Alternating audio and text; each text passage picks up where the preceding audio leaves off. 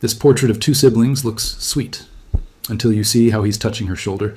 The spring morning brought an unusual warmth to the Atlanta History Center, where Dr. Marcus Webb had spent the last 6 months curating an exhibition on African American communication methods during and after slavery. The collection had grown beyond his expectations. Quilts with encoded patterns, songs with hidden meanings, even seemingly innocuous household items that carried messages only the initiated could understand. But this photograph, delivered just yesterday from a private estate sale, demanded his immediate attention. The portrait showed two young people, clearly siblings, posed in the formal style typical of 1903. The young man stood behind his sister, both dressed in their finest clothes. His suit was well tailored, suggesting a family of some means, and her white blouse was adorned with delicate embroidery. Their expressions were solemn, as was customary for photographs of that era, but their eyes held a clarity and intelligence that seemed to reach across the decades. Marcus had examined hundreds of similar portraits, but something about this one unsettled him. He couldn't quite identify what it was until he looked away, then back again. That's when he saw it. The brother's hand rested on his sister's shoulder in a way that seemed natural at first glance, but the more Marcus studied it, the more deliberately strange it appeared. The fingers weren't relaxed. They were positioned with precision. The index and middle fingers extended fully, the ring finger bent at the second knuckle, the pinky slightly curved, and the thumb pressed firmly against the side of her shoulder. Marcus had spent enough time studying encoded communications to recognize intention when he saw it. This wasn't the casual touch of a protective brother. This was a message. He reached for his phone and pulled up the reference photos he'd compiled over months of research. Images of hand signals used by conductors on the Underground Railroad, gestures employed by freed people seeking lost family members, and the subtle codes developed by black communities to navigate the increasingly hostile landscape of Jim Crow America. Nothing matched exactly, but there were similarities. Marcus turned his attention to the index card accompanying the photograph. The information was frustratingly sparse. Robert and Grace Thompson, Atlanta, Georgia, June 1903. Photographer, J.B. Harrison Studio, estate of Florence Thompson Henderson. He opened his laptop and began searching census records. Thompson was a common surname, and Atlanta in 1903 was home to thousands of black families. But he had a date and two first names. It was a start. As he waited for the search results to load, Marcus studied the photograph again. Robert appeared to be in his late teens, perhaps 17 or 18. Grace looked younger, maybe 14 or 15. The census results appeared on his screen. There. Robert Thompson, age 18, listed as a laborer. Grace Thompson, age 15, listed as a student. Parents, Samuel and Ruth Thompson. Address, 127 Auburn Avenue, Atlanta. Marcus felt a flutter of excitement. Auburn Avenue was becoming the heart of black Atlanta in 1903, a thriving commercial district where African-American businesses, churches, and social organizations were establishing themselves despite oppressive racial laws. But why would two teenagers from this community pose for a photograph with their hands positioned in what Marcus was increasingly certain was a code? What message were they trying to send? Marcus spent the rest of the morning searching through digital archives, his coffee growing cold as he dove deeper into the history of Auburn Avenue in the early 1900s. What he found painted a picture of a community under siege, yet fiercely determined to survive and thrive. By 1903, the brief promise of Reconstruction had collapsed entirely. Georgia had implemented poll taxes and literacy tests designed to disenfranchise black voters. Segregation laws governed every public space. Violence, both random and organized, terrorized black communities throughout the South. Yet Auburn Avenue had become a beacon of black entrepreneurship and resilience, home to doctors, lawyers, teachers, and business owners who refused to be broken.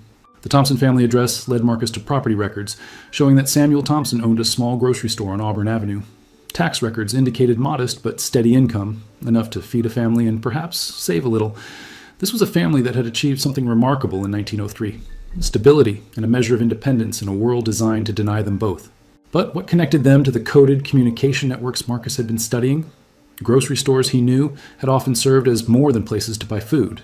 They were gathering spots, information hubs, places where news traveled and communities organized. During slavery, certain shops had been known stops on the Underground Railroad. After emancipation, they continued to serve covert purposes, passing messages, hiding people in danger, coordinating mutual aid. Marcus pulled up his email and drafted a message to Dr. Patricia Lawrence, a colleague at Spelman College who specialized in post-Reconstruction black communities in Atlanta. He attached the photograph and described the unusual hand positioning, asking if she had encountered anything similar in her research. While waiting for a response, Marcus turned his attention to finding descendants of the Thompson family. The estate sale listing had mentioned Florence Thompson Henderson as the source of the photograph. A quick search revealed an obituary from 6 months earlier. Florence Henderson, age 89, died peacefully at her home in Decatur, Georgia, survived by her daughter, Linda Henderson Carter, and 2 grandchildren. Marcus found Linda's contact information through a professional networking site. She was a retired schoolteacher living in Stone Mountain. He composed a careful email introducing himself and explaining his research on the photograph of her ancestors, expressing his belief that Robert and Grace may have been involved in something historically significant. He hit send and leaned back in his chair. The archive room was quiet except for the hum of the climate control system. His phone buzzed almost immediately. Patricia had already responded, "Marcus, this is fascinating. I don't recognize the specific hand code, but I can tell you that 1903 was a critical year in Atlanta. There was significant activism around family reunification. Many people were still searching for relatives separated during slavery. There were also growing concerns about orphan trains and indenture systems that were essentially re-enslaving black children. If Robert and Grace were involved in that work, they would have needed ways to identify themselves without drawing attention. Can you meet tomorrow?" Marcus replied immediately, confirming the meeting. As he gathered his materials, his email pinged again. Linda Henderson Carter had responded, "Dr. Webb, I'm so glad you reached out. My grandmother told me stories about Robert and Grace when I was young. She always said they were bridge builders who helped broken families find their way home. She left me a box of old letters and documents. Would you like to see them?" Marcus's hands trembled as he typed his response. Linda Henderson Carter's home was a modest brick ranch in Stone Mountain, its front yard meticulously maintained with azaleas just beginning to bloom. Marcus arrived exactly on time, carrying his leather portfolio and a digital recorder. He had barely pressed the doorbell when the door opened, revealing a woman in her early 60s with silver-streaked hair and warm, intelligent eyes that reminded him immediately of Grace Thompson in the photograph. "Dr. Webb, please, come in. I've been looking forward to this all morning." Linda's handshake was firm and her smile genuine. She led him through a living room decorated with family photographs, spanning generations, to a dining room where a large cardboard box sat on the polished table beside a tea service. "I pulled this down from the attic last night," Linda said, gesturing to the box. "I haven't looked at most of this since my grandmother passed in 1994. She made me promise to keep it safe, said it was important history, but she died before she could explain everything properly."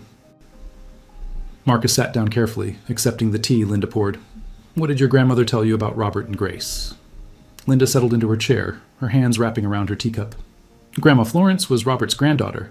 She said he and Grace were teenagers when they started what she called the finding work.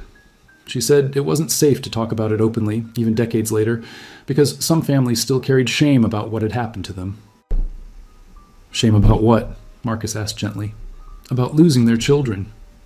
Linda's voice dropped. Grandma said that after slavery ended, people scattered looking for work, for safety, for family members who'd been sold away.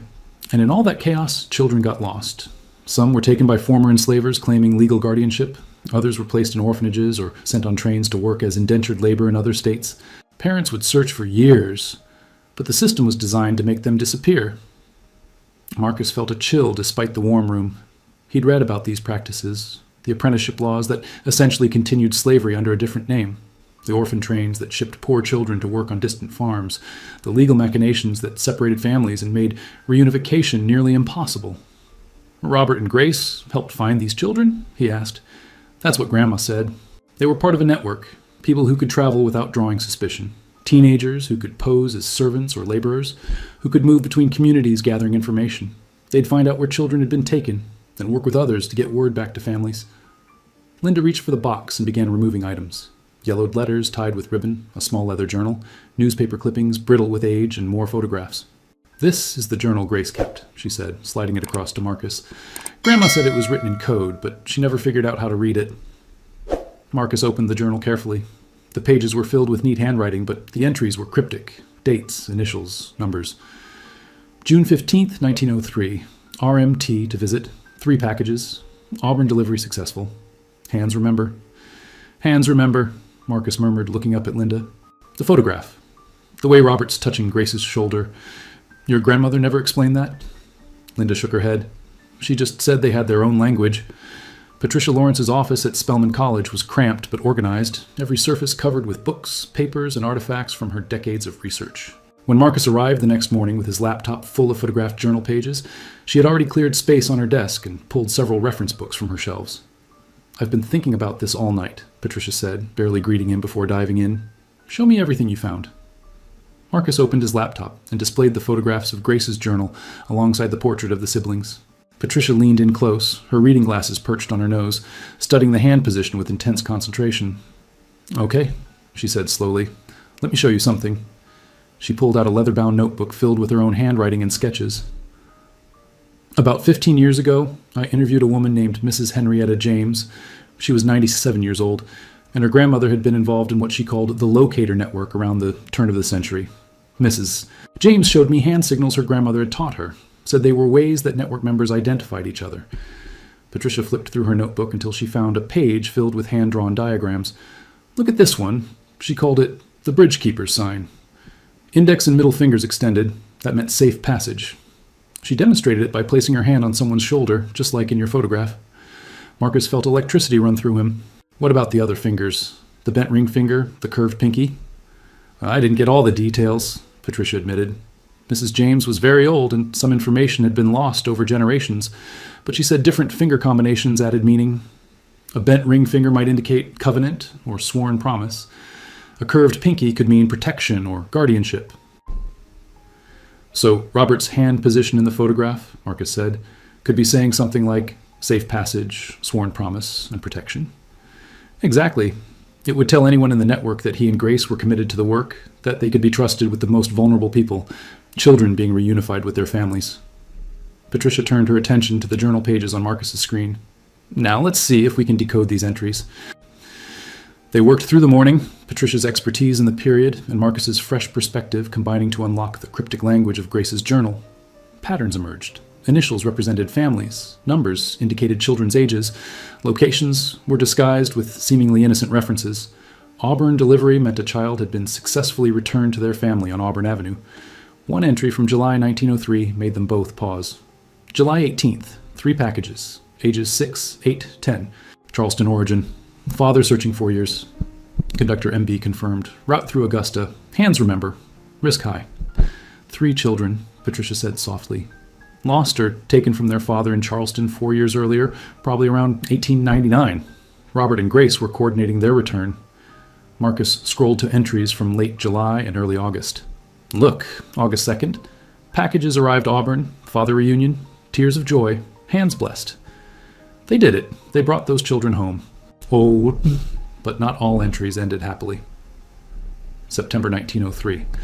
ST family, package lost. Trail ended Virginia, hearts broken. Some children, it seemed, could never be found. Some families would never be whole again. Patricia sat back, removing her glasses to wipe her eyes. They were so young, Marcus. Teenagers doing this dangerous work. Over the next week, Marcus and Patricia worked methodically through Grace's journal, cross-referencing entries with census records, newspaper archives, and church registries. A picture emerged of an extensive network operating across Georgia, South Carolina, North Carolina, and Virginia. A secret web of activists, church leaders, sympathetic shop owners, and brave teenagers like Robert and Grace who risked everything to reunite separated families. The network had no official name, but participants referred to themselves using coded language. Bridge builders, or conductors, were those who actively searched for missing children. Safe houses were homes and businesses where information could be exchanged securely. Packages always meant children, never cargo. A deliberate choice, Patricia explained, to remind everyone involved that these were precious lives, not objects. Marcus discovered that the Thompson family grocery store on Auburn Avenue served as a central hub. Samuel Thompson, Robert and Grace's father, allowed the back room of his store to be used for meetings. Their mother, Ruth, kept meticulous records hidden in ledgers that appeared to document grocery inventory, but actually tracked families searching for children and leads on where those children might be. The network operated under constant threat. In 1903, any black person who challenged the racial order, even by helping families reunify, risked arrest, violence, or worse. The codes and signals weren't just clever communication tools, they were survival mechanisms. Look at this entry, Patricia said, pointing to an October 1903 notation. October 12th, white men asking questions. Auburn, network suspended 2 weeks, photograph protocol initiated. Photograph protocol? Marcus asked. Patricia pulled out the portrait of Robert and Grace again. I think this is what it means. When the network felt threatened, when it was too dangerous to meet in person or pass messages directly, they used photographs like this one as credentials. Network members traveling to other cities could show the photograph to prove their legitimacy. The hand signal would confirm they were genuine. Marcus understood immediately. So Robert and Grace might have carried multiple copies of this portrait. When they arrived in a new city looking for a missing child, They'd present the photograph to the local contact. The contact would see the hand signal and know they could be trusted. "It's brilliant," Patricia said, "and it explains why they posed this way. This wasn't a casual family portrait. It was a document, a passport into a secret world." Marcus opened another file on his laptop, one containing photographs from other families he'd been researching. "Patricia, look at this." He displayed a 1904 portrait of a young woman with her hand positioned similarly on a chairback, fingers arranged in a pattern that now seemed distinctly intentional. "Another network member?" Patricia leaned closer. "Maybe, and if we can identify the pattern, we might be able to find others. There could be dozens of these photographs in archives and family collections, all hiding the same secret." They spent the afternoon examining every photograph in Marcus's research database, looking for similar hand positions. They found 3 more possibles, all from the same time period, all from cities where Grace's journal indicated network activity. As evening approached, Marcus's phone rang. It was Linda Henderson Carter. "Dr. Webb, I found something else in my grandmother's things. A letter from Grace to Robert, dated 1906. I think you need to see it." The letter was written on delicate paper that had yellowed with age, the ink faded but still legible. Linda had placed it in a protective sleeve, and Marcus handled it with reverence as he photographed each page the next morning in Linda's dining room. Patricia had joined them, and together they read Grace's words aloud, Linda listening with tears streaming down her face. "My dearest brother Robert, I write to you from Birmingham with news both joyful and sorrowful. The Johnson children, all 4 of them, have been found. They were working on a farm outside Montgomery, told they were orphans with no family searching for them.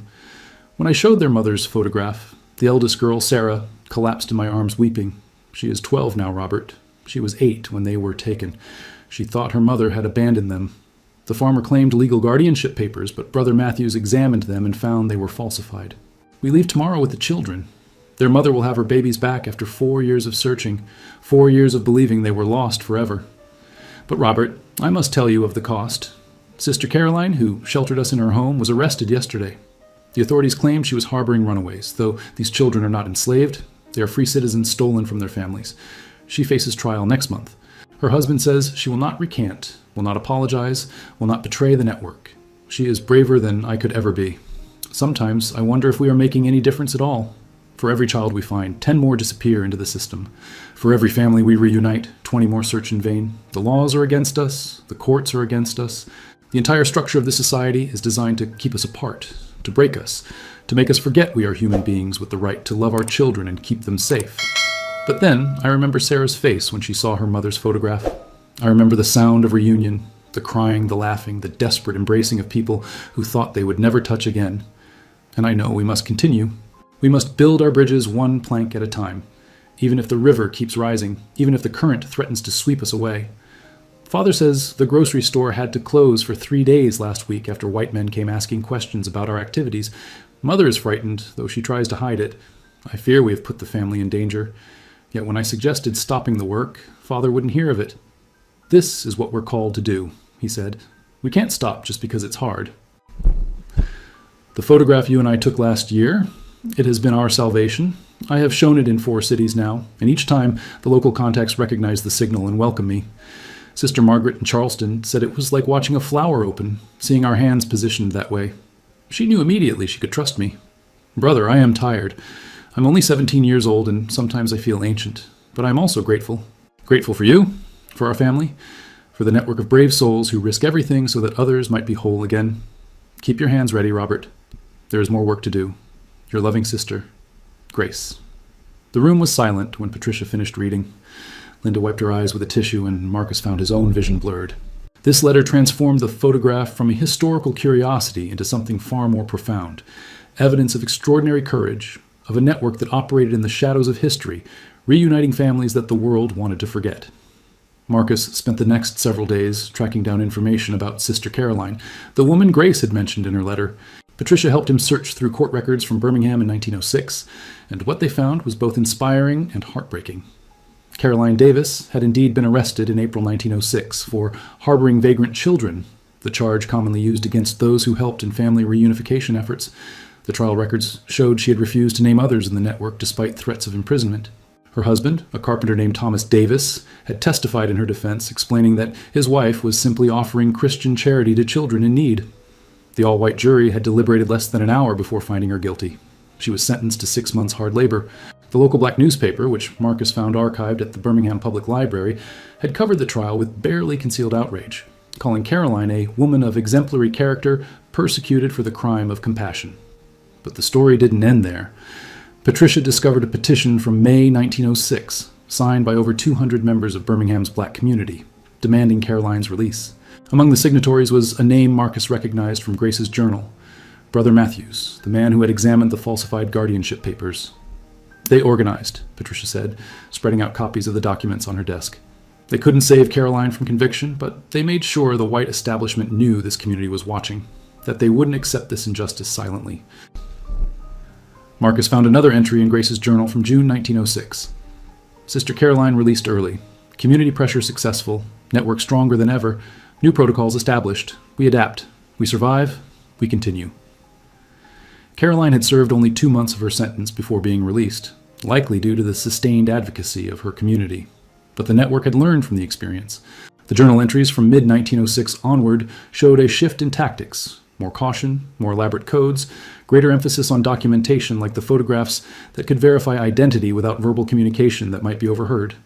Marcus also discovered that Robert had been arrested briefly in 1905, though the charges were dropped. The incident had been terrifying enough that Samuel and Ruth Thompson had seriously considered forbidding their children from continuing the work, but Robert and Grace had insisted. "There are children out there who need us," Robert had reportedly told his parents. "We can't abandon them just because we're afraid." The fear was justified.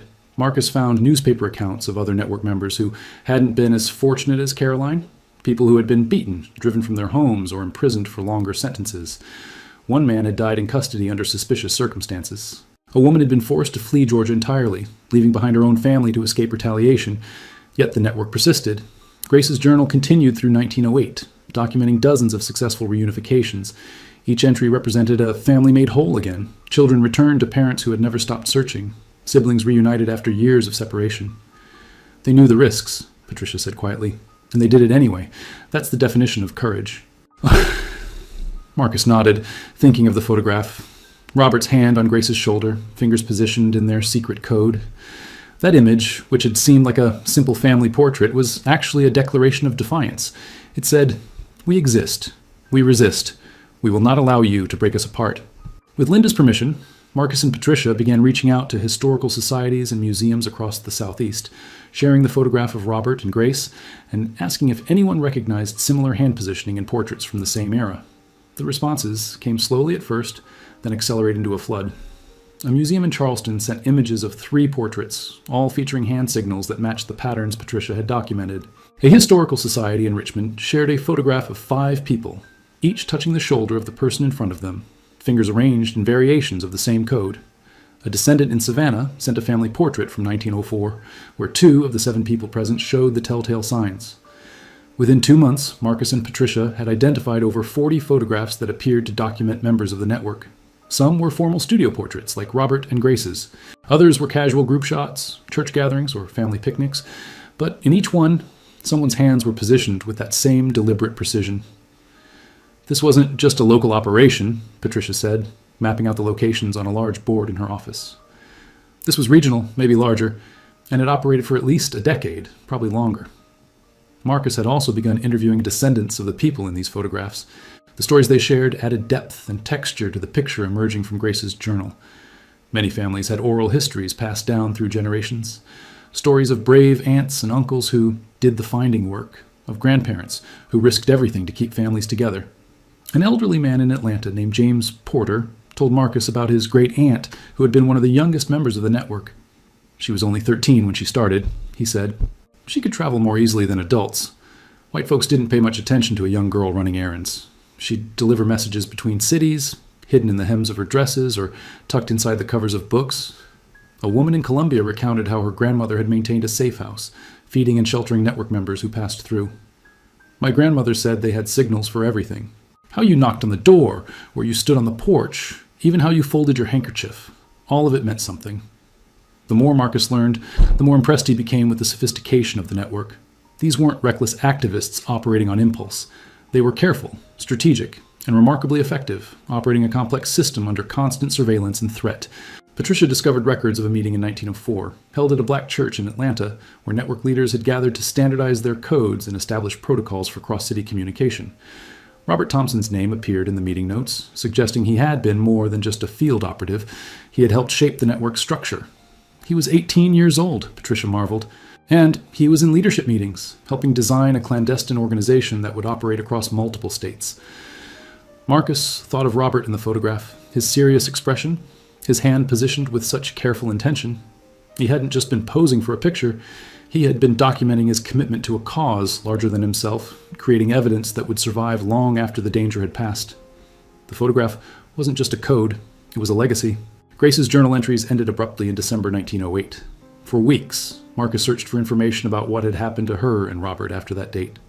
Census records showed both siblings alive in 1910, still living with their parents on Auburn Avenue. But the journal's sudden cessation troubled him. Had the network been disbanded? Had Grace simply stopped recording their activities? The answer came from an unexpected source. Linda called Marcus one evening, her voice shaking with emotion. "I found another letter," she said. "It was hidden inside the journal's back cover. I didn't notice it until today because the pages were stuck together. Marcus, you need to read this." He drove to Stone Mountain immediately.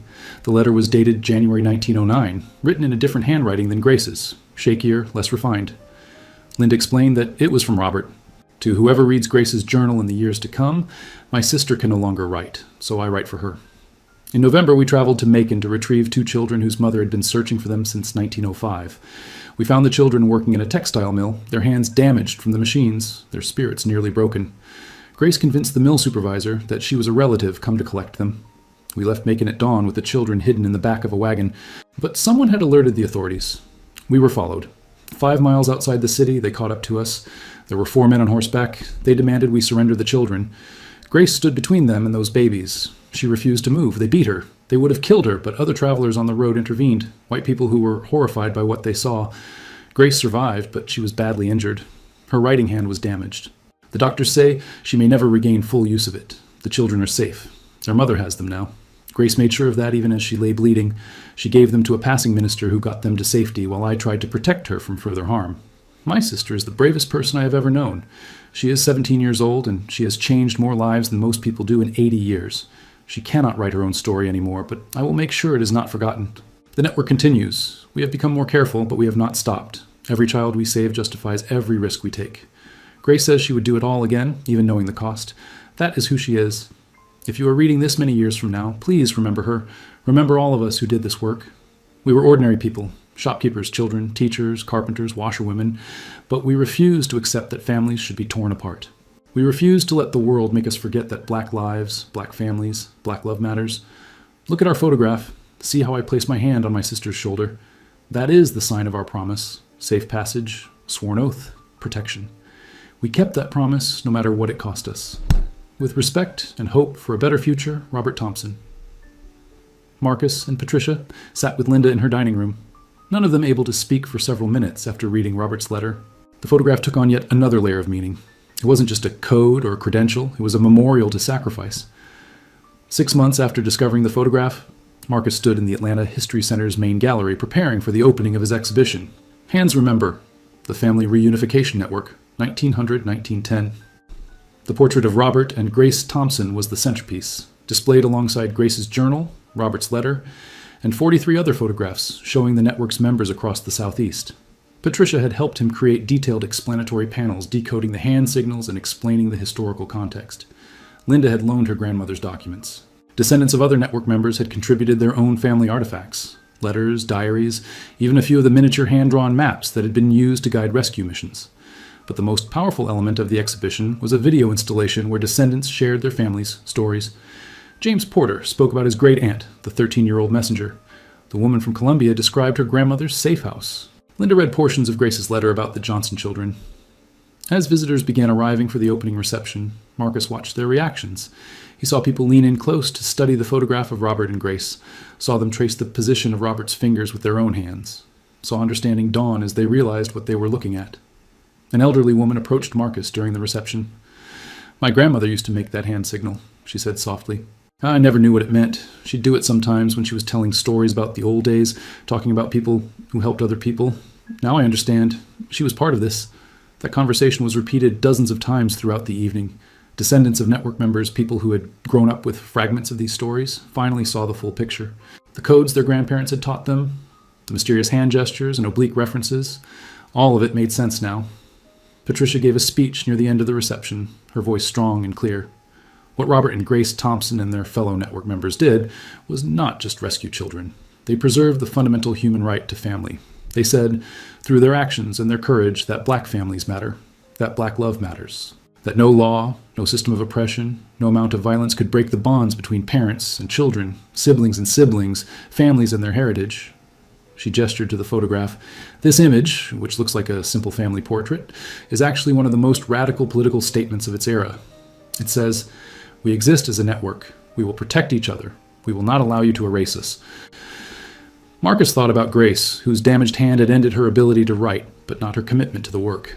He thought about Robert, who had lived until 1962, long enough to see the civil rights movement gain momentum, long enough to know that the struggle he and Grace had begun was continuing in new forms. He thought about all the children who had been reunited with their families because of the network's efforts, children who had grown up, had children and grandchildren of their own, creating branches of family trees that would have been severed without intervention.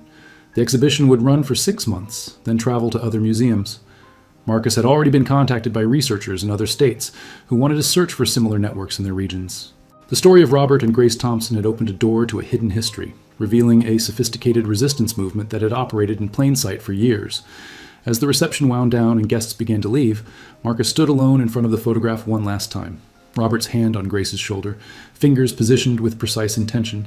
Safe passage, sworn promise, protection. They had kept their promise. And now, 121 years later, their hands were finally being remembered.